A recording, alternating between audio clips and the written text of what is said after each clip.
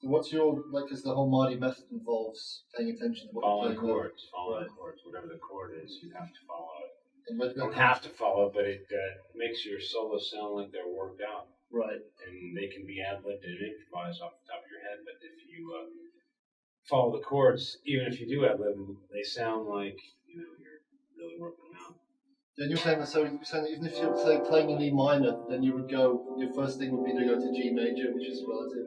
Oh, that conversation, yeah. Okay, to take it out. Yeah. The most basic thing, obviously, would be play E minor, kind of a root type of thing. Right. Anything that's right in there, but if you want to take it to the next step up, is like move up to the relative major, which of E minor would be G major.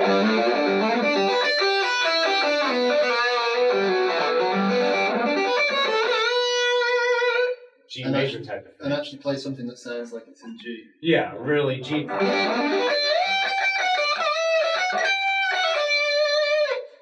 Something that sounds really G, and that's going to be your first step above E minor. And also another way to do, a great way to do this would be have two guitars so you can hear the root pad under it, but you'll just have to imagine it. Then the next step above that would be B minor.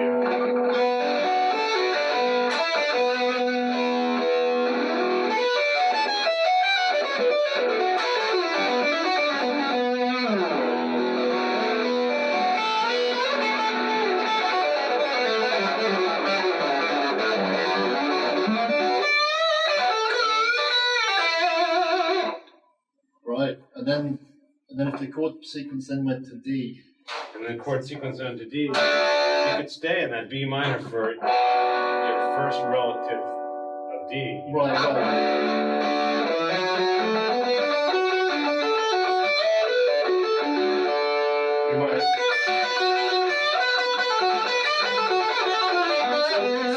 So at this point, then we are actually following the chord sequence because you're now going to D, and instead of just playing it safe and playing an E minor pentatonic, you're going to D major and B minor. Right. So, like, theoretically, if the chord progression goes E minor and G, you could play your solos as if it was G. And then for D, go to the B minor.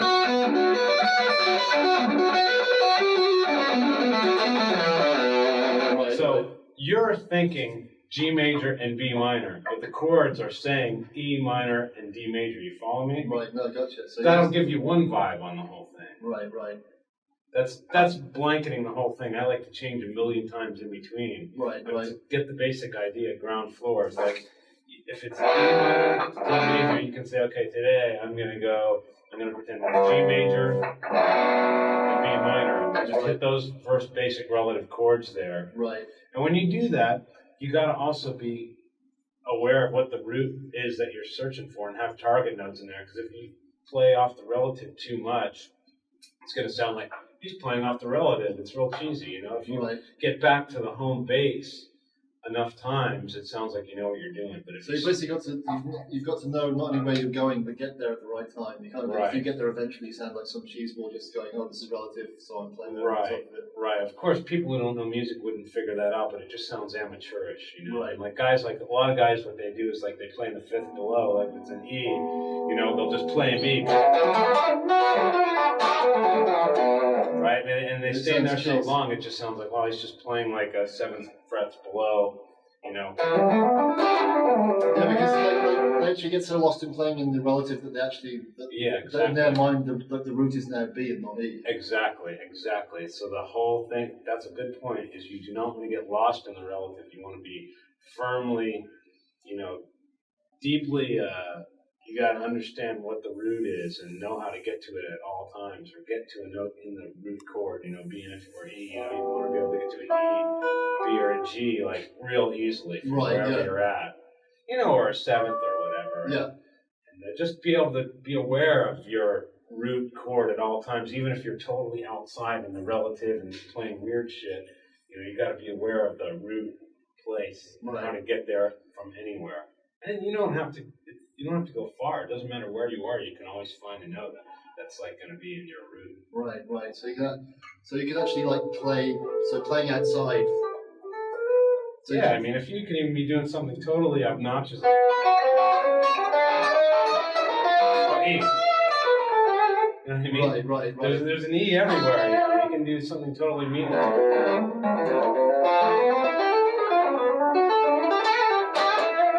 Get to something American after that. You know what I mean? Right. I use that term now, not because you're English, but I mean like something that doesn't sound like it's from Mars or something.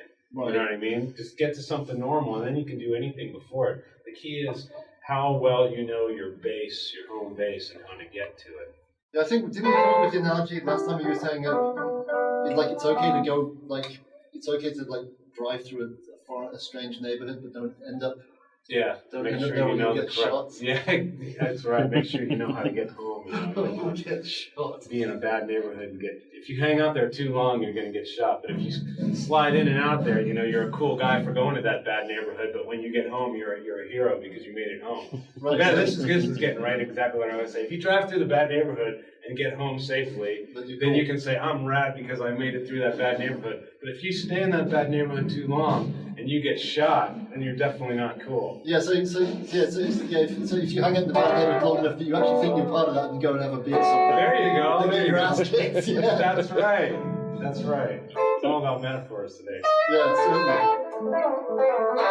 certainly. So you're saying, like, whilst I've got you, if we can spend a couple of minutes, so you talk about like paying attention to the chords below. So how that was another conversation we were having, like talking about, as opposed to just solving in one scale. Like right. Well, I think we're going to wind up talking about Hotel California here. Yeah. Because this is a progression that everybody knows, and it's not even about taking it outside at this point. It's about following those basic chords. Right.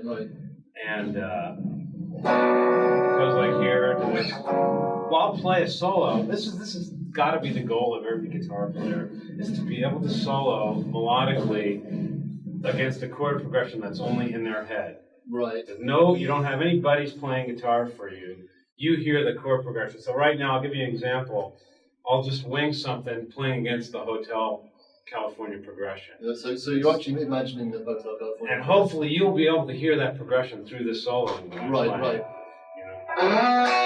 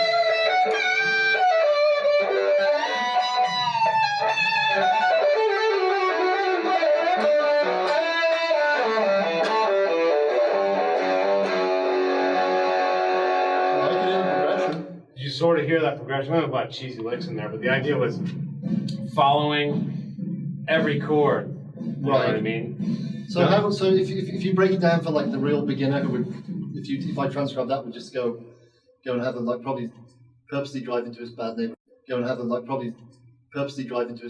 And get shot. Well, I didn't really go into the neighborhood at all. I kept it all real normal. No, it was just very what was your mindset then? Like, if you theoretically, with what I did, if I was playing in any kind of timing, you should be able to play the chord progression back. You know what would be a good idea is if you recorded that, I could play those chords over that, and it would all match like I'm following the chords. No, you saw that, yeah, right? I can actually hear the chord progression. I had it going over in my head. So theoretically, I solo just in thin air, but I could play those chords to that song, whatever they were, and they would fit into that because of what I was trying to keep it sort of obvious. Right. No, you did. It was a good job. And but that, I think, because then you don't need any other guitar players. You just got to hear the chords in your head, not just outline them. Okay, I know it's B minor here, so I have to use these notes. You got to actually hear B minor, and here going down to the fifth below that. You can't just do it all by letters and numbers. Yeah, you can't just go just take arpeggios over each one. Yeah, well, that's a good exercise to do, to learn, because that's a lot of what I did in there. But that's a good technical exercise to do it. But you still have to hear the progression. Right. The more you hear it, the more you can like wing it and just kind of feel it and go up when you feel like going up and down when you feel like going down. Right.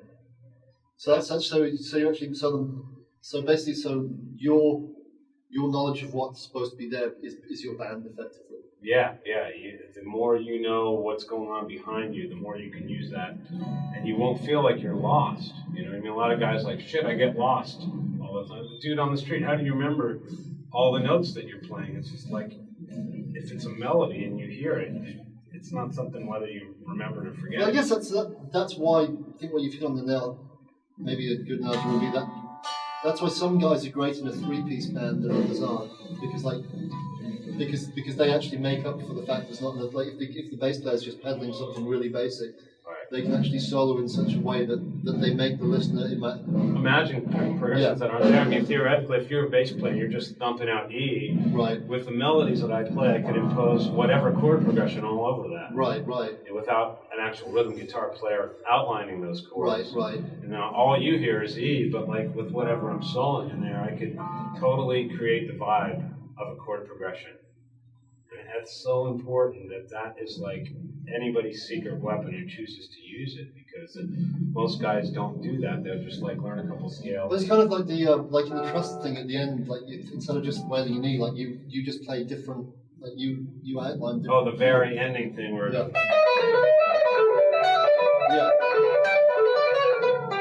Like so, as opposed to just playing a cheesy E minor pentatonic. Right. I mean, this would have done. I would have done just fine, but I wanted to like. There's like. So like this is a E major 7 type. Right. A B minor, which is relative to G major. And at the end, I did normal. Totally normal thing, like I was saying before, winding up back in the safe territory. But it's all about that. Like whenever, the more you get into the habit of following chords, it just comes out natural.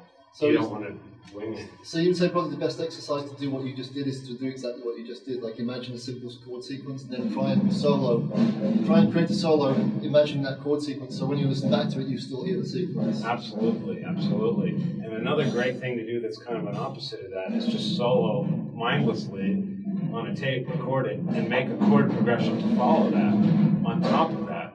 So like I could just record it.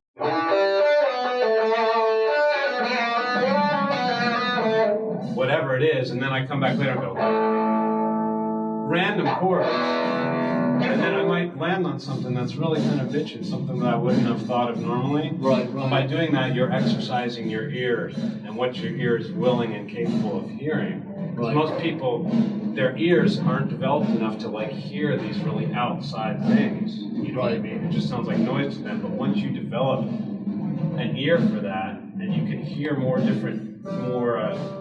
depth in the note choices that you use, then you can really take your solos outside. But we may be getting really deep into that whole concept. But I mean, people say, how do you get these weird note choices all the time? And where do these notes come from? And we all have the same notes. The reason is because I've developed my ears by doing that, just soloing anything on a tape and doing random chords over it and finding things that I wouldn't have done just by knowing theory, things that I've fallen on by mistake, and then analyzing that and said, oh, that's why that sounds that way, is because I followed this chord with that, and I did these two chords together over that note. Right. And it's a lot of discovery that way. You'll hear all these weird notes. So like a lot of it's going to be nonsense, but some of it. You get a jam in there, and then you say, well, from now on, I'm always going to land on that particular note when that chord comes up. You know what I mean? That's how you hear. You develop your ears like that. Have you ever done the exact opposite, like just play some wacky chord sequence and then try? Absolutely. Try to solo over it. You know? Right. Some wacky chord sequence that wouldn't necessarily sound good, you know, and then just try to follow that. I mean, like, take another thing, you know, it's two chords, you know, like say maybe E and B flat, you know, typical kind of heavy metal passage, but nobody would think of following.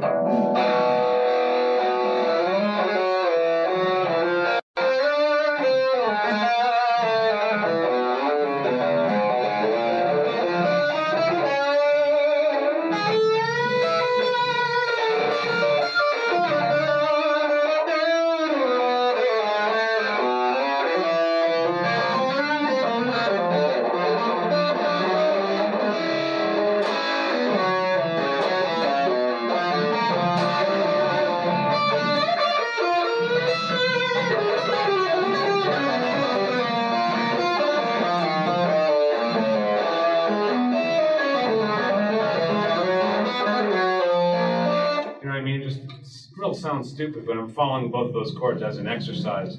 Just take two unrelated chords and try to do something that's semi-smooth that follows them both. Well, I guess the cool thing about like playing just root fifth chords is that you can Decide make the them major and minor. Yeah. Absolutely. So you have that freedom. Then above and beyond that, you can diminish and augment them and add the numbers to them. You know, you can decide, you know, E is going to be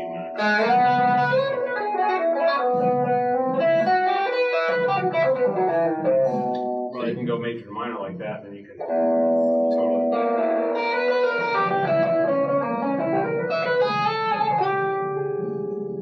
Right. Decide all that stuff if there's no deciding factor in there. Even if there is, you know, if somebody's playing a minor chord, doesn't mean you can't play major over that. Right. Fuck them. There's like, do you think this is a degree where you can play something that's really? I remember years ago talking to George Lynch, and like, George can go pretty far out. Yeah. And he would sit down with the teacher Don Mark actually. Yeah. And Don would analyze what he plays. So that's sounding good. Let's analyze it. And he'd go, no, you can't play that. Yeah. But you made it work, so I'll try. And he said the guy would try and play the same thing, but because he didn't mean it, like the guy would land on the same note at the same point, but it was played with no conviction. Do you think there's an element of that involved in music? Yeah, well, you're talking about a full by-the-book jazzer guy who knows everything. And a lot of rock guys stumble on this stuff, myself included. That's way bitching, but those guys, it's not in their ears to stumble upon. Right. You know, and when you analyze it, it doesn't necessarily go by the books and stuff, but anything is legal at any time. You know, your ear has to be developed enough to hear it. Right. So. But if it sounds right to you, you'll play it like you mean to play it. Yeah, when you play it like you mean it, it doesn't really matter what it is you're playing. You know, if you mean it, you can mean the worst note choice, but if you play with conviction, it sounds a lot better that way. I remember sitting down with a guy years ago who actually would, like at some jazz seminar, actually, the guy was whacked, but one of the best players I've ever seen. He'd like, find me the worst note I can finish a solo on over this chord. He'd find it, he'd finish the solo on it. And he'd make it like it was the only note you could finish on. Right.